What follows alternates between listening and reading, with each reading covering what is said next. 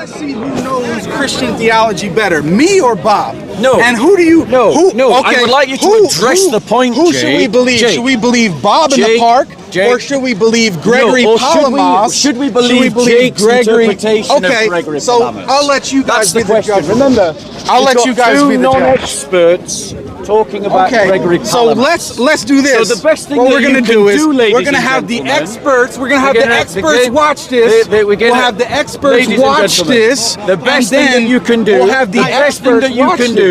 We'll have the experts watch this. Is go away and study Gregory Palamas. Okay. That's the best thing. Do you agree that Dr. Branson is an expert? Yeah, I agree. Okay, so how about this? Right. Dr. Branson, I'm going to send you this video afterwards, and you tell me who's representing the essence-energy distinction properly. All the energies plural. Yeah, they are. Does Gregory Palamas base the idea? Base the idea. Right. So the energies are God's actions. Is that also correct? Not totally. Not necessarily. Right. So in terms of the energies that are uncreated, things like the mind, the will, I'm guessing that's what you're talking about. What do you mean? So we're talking about the mind of God, which is not an action, it's just there. The will of God is not an action, it's just there. Are we talking about that? Are you defining those as energies? This is what I'm saying. You don't know what the energies are. I'm asking you, Jake. What's your position? defining? No. Don't answer a question with a question. What's your position on it? Because you're representing essence, energy, theology, but you don't know it. Jake. You don't know it. I've never stated to be an expert of Gregory Palamas. Why are you representing something in the park that you don't understand? Because Muslims are making claims that are irrational. The description of Allah is irrational.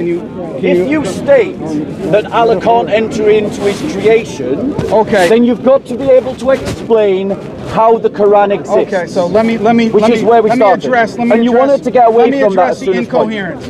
Bob is the epitome. Hold on a second. Let me make my point. He interrupted and you weren't asking him not to interrupt me. Okay, answer my question, Jake. How long should I let you talk? Well, we could have timed it. If you want to do a time talk. Okay, go ahead. Talk for a minute. Right. Shall we get a timer?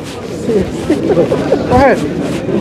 See, the thing is, you get upset if you're interrupted, but you were happy to interrupt me. Who said I'm upset?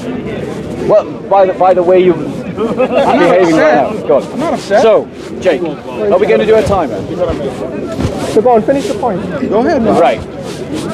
So Muslims are making a claim that Allah can't enter into His creation. But then they're saying that the Quran is really the speech of Allah. Now, then Muslims say that Allah, that something that is created is not like Allah or His attributes. But then they say that their recitation of the Quran is created. This is an irrational contradiction. You can't maintain two positions in conflict like that. Whatever my failings are in my knowledge of how Gregory defines the energy essence distinction, which is a red herring to the point of whether there are irrationalities to Islamic theology and whether God can enter into His creation, is the key point. If you're saying, ladies and gentlemen, that nothing that God creates is like God, but then you're saying that the recitation of the Quran is like the speech of God, you've contradicted yourself. And I'd like you to address that point. Bob, do all Christians agree with you on the essence-energy distinction? So are you going to answer my point? Answer the question. Because you're not answering my question, but you're demanding that I answer yours. You made a claim. You keep talking about... You're literally demanding I answer your Christians question versus Muslims, when you're not answering my question. You're saying this is Christians versus Muslims. Are you saying that all Muslims agree about the body parts of Allah? Do all Christians agree with you on the essence-energy? Okay, no, of course not. Okay, so why are you asking? But do all Muslims agree about the body parts of Allah being real? Okay, so wait. Do the Ash'ari agree with the Salafi about the body parts of Allah? Give me 1 minute. Jake, answer that question. Answer that question, because you ask questions but you don't answer them. Let me talk. So Bob is here in the park trying to represent all Christians, but the fact of the matter is, he knows that not all Christians actually agree on the essence-energy distinction. As a matter of fact, the Catholics don't. They don't agree on it. The majority don't actually agree on it. Also, the fact of the matter, him saying that it's incoherent to state that God could be a creator without creation. Well, let's listen to St. Athanasius himself. He said, and a man may be made or called maker, though the works are not yet. But father he cannot be called, nor can he be unless a son exists. And if they curiously inquire why God, like Bob here, though always with the power to make, does not always make, though this also be the presumption of madmen, which is Bob, he's a madman right now. For who has known the mind of the Lord, or who has been his counselor, or who shall say to the formed, to the potter, why did you make me thus? However, not to leave even a weak argument, they must be told that although God always had the power to make, yet the things originated had not the power of being eternal. So the fact of the matter is, St. Athanasius says that you can be a creator without creation. No, Athanasius did not say that. Paul actually said that God has the power to be the creator. And I don't deny that. But to be a creator, you actually have to create. Now this is further. Now notice that Jake avoided my issue completely about the Quran. And the reason why it is an issue is because the hadiths state in Sahih Muslim 804, recite the Quran, for on the day of resurrection it will come as an intercessor for those who recite it. So the speech of Allah will come before Allah and intercede to Allah for those that recite it. And what's the Muslim understanding of the fact that the hadiths actually say the Quran? Not the action of recitation, doesn't say that here. It says the Quran will come as an intercessor. But an intercessor is personable, and the one you're interceding to is personable. So the attribute of Allah is talking to Allah himself. That's a contradiction to Islamic theology. Ready? Okay, so again, what I'm demonstrating here is Bob doesn't understand Christian theology. I have to teach him. So we just having two separate conversations. I have to teach him what St. Athanasius said. I have to teach him what St. Gregory Palamas says. Now, the incoherence is not in Islamic theology. The incoherence is within Bob. And don't worry for the Christians watching, I'm not going to put it on Christian theology. Why? Because I can actually read Palamas myself, and he understands the point. Just as St. Athanasius did when he said that God can be a maker or creator in the sense that he has the ability to create, which is exactly what Muslims say. The act of creating itself has a beginning in time. Those are two different things, from the ability to create and the expression of the attribute, which is what Muslims have always said, and you just don't understand it, Bob. So maybe you've been talking to the wrong people, or maybe you don't understand Islamic theology. Okay, ready?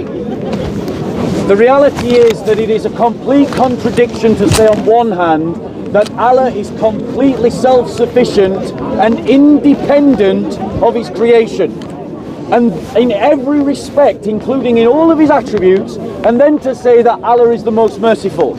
Because mercy by definition requires a transaction between the mercy giver and the one who receives mercy. Christians do not have this problem because of the energy essence distinction.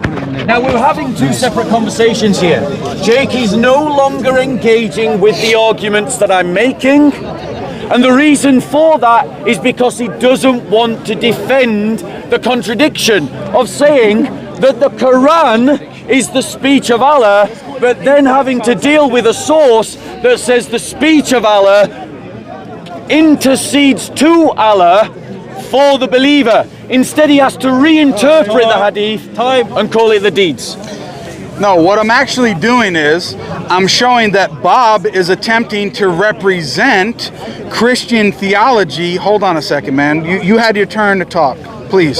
So Bob is attempting to represent Christian theology. He's acting as if all Christians actually agree with his theology, but they don't. Even St. Gregory Palamas, who is the one who crystallized essence energy distinction, doesn't agree. He tells you that creating and providence are eternal energies of God. But yet Bob doesn't know that, because he thinks that the energies of God are limited to God's action. He couldn't even answer the question as to whether or not there are eternal energies. Imagine that. Bob came here representing essence energy distinction and doesn't know if there are energies that are eternal. I want everybody to witness this, and we'll go to the experts to see whether or not Bob is so inadequate that he doesn't understand the own position that he's representing.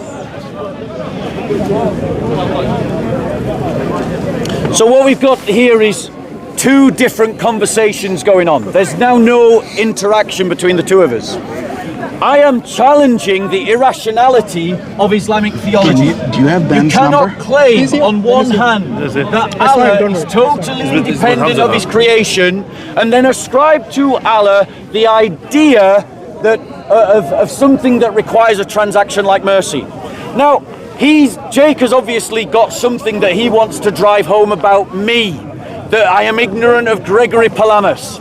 Great. I'm ignorant of Gregory Palamas. Thank you. What does that prove? Thank you. What does that prove in terms of his understanding of Islamic theology or the defense of Islamic theology, given the criticisms that I am making? Notice he's avoiding all of my questions. He's come here to attack me ad hominem, but he's running from the subject of the debate, which is himself. Sorry, not himself, the topic. Actually, I've responded to all of his points, if you actually notice, and I'm using his own scholarship to show him that his own scholars actually agree with the Muslim position, which is what we've been going over this entire time, which is what? That God can be a creator without creation. Why?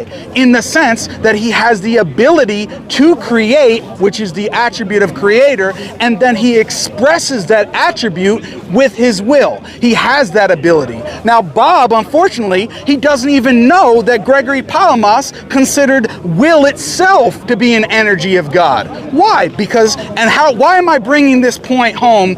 And I keep harping on the same point, because Bob is here in the park attempting to represent Christian theology and the essence energy distinction, but he doesn't even know whether or not you can have eternal energies, which is the very basics of Gregory Palamas' theology.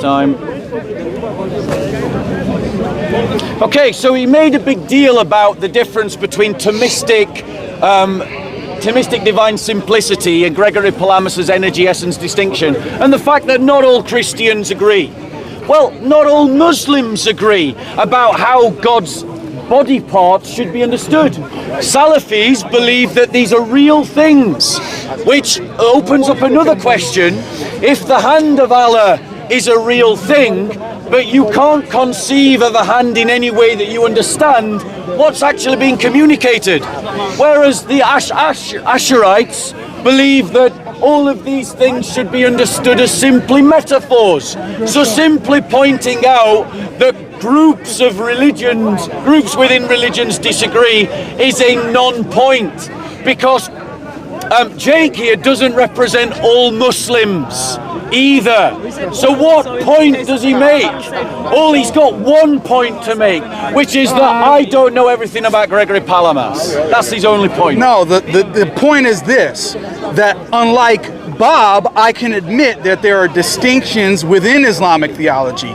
On his hand, he's coming here representing Christian theology, and in his debate with Hashem, which I recommend people watch, he's saying, we Christians believe in the essence energy distinction, and keep saying, we Christians believe in this, when in actual fact, the Catholics do not actually believe in the essence energy distinction in the way that Bob is representing it. So the problem is not that there are differences of opinion within Christian theology. The problem is Bob misrepresenting Christian theology and making it appear to the audience as if Christians always agree. But this is what he wants to do, and that's why he won't debate any Christians in public, because he wants to make it seem like we all agree. But in actual fact, all Christians don't agree, even on the basic points which he's attempting to represent. So, ladies and gentlemen, if you watch videos of Jake says, we Muslims believe, we Muslims believe. I've seen him do it myself. But the point is, not all Muslims agree with Jake. The Shia certainly don't. So the reality is, Jake also does the same thing. It seems that Jake has come here because he has been stung by the fact that Islam has a description of Allah that's contradictory. And I'll try to dig into that a little. I would ask Jake to give me an example of mercy that is not a transaction. Now, I don't deny that there are differences amongst Christians. That is what Jake says about me, not something I've ever said myself. Furthermore, I don't deny that God has the potentiality to do things. But what I don't do is attribute to God that he has done something and is independent of his creation. Okay, so what Bob has done, because he's avoided the entire thing, again, the fact of the matter is this. He is claiming to represent Christian theology, and he keeps talking about the essence-energy distinction, but the fact of the matter is, we've seen a clear demonstration that he doesn't even understand the basics of the essence-energy distinction. He can't answer as to whether or not you can actually have the energies that are eternal. He said, well, yeah, we have energies that have a beginning, but he said, I don't know as to whether or not there are energies which are eternal. We appeal to St. Athanasius, and we also appeal to St. Gregory of Palamas to show that Bob's entire argument against Muslim theology actually goes back against his own scholars like St. Gregory of Palamas, who is the one he's claiming to actually represent. Now, Bob, hold on one second. Hold on one second. I'm going to reply. Hold on one second. I have to go. So this is going to be our last point. Okay. So, ladies and gentlemen, the one who has run away from the debate here is Jake. Jake ran away from the debate about the oneness of Allah, about the body parts of Allah. Notice the interruption. Stop my time. That's a lie. Stop the next time. Are you done? Are you done? We'll wait until you're done. We'll wait until you're done. He's got an appointment at 5 o'clock. Are you waiting until we're done? Are you done? Are you finished? Thank you very much. Right, ready? Go ahead. So the fact of the matter is, Jake had the opportunity to answer my questions about why the speech of Allah has something created that's just like it. Why the speech of Allah intercedes before Allah. And I'll point it out again. The hadiths don't say the actions, the hadiths say the Quran. Jake ran away because he's come here to make one point only, which is that I don't know everything that Gregory Palamas says. I'm happy to concede that. That's not a point, it's a frivolous point. The reality is, how can Allah be independent of his creation if he has as attributes things that are transactional to creation?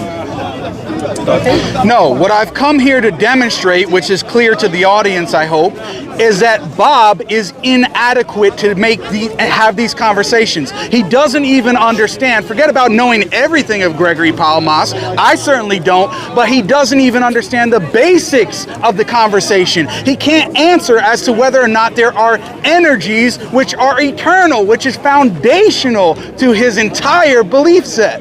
So, he also doesn't want to highlight the fact that Christians on these basic points, actually some of them agree with the Muslims and not him, Gregory Palamas, and also St. Athanasius. But one last point. The main problem with Bob is he doesn't understand his own Christian theology. He has a hodgepodge of all different views, and because he doesn't understand them and uses basic just catchphrases, the problem is he's putting things together that are incoherent. So the incoherence is with you, and many other Christians are waking up to the fact, such as Ben. Thank you. There we go. All right, guys, we finished now. That's it, yeah? Okay. All right, thanks, Bob. Thank you very much. Thanks, Jake. Look after yourself. Take care, guys. Take care. All right. So we'll do a wrap up.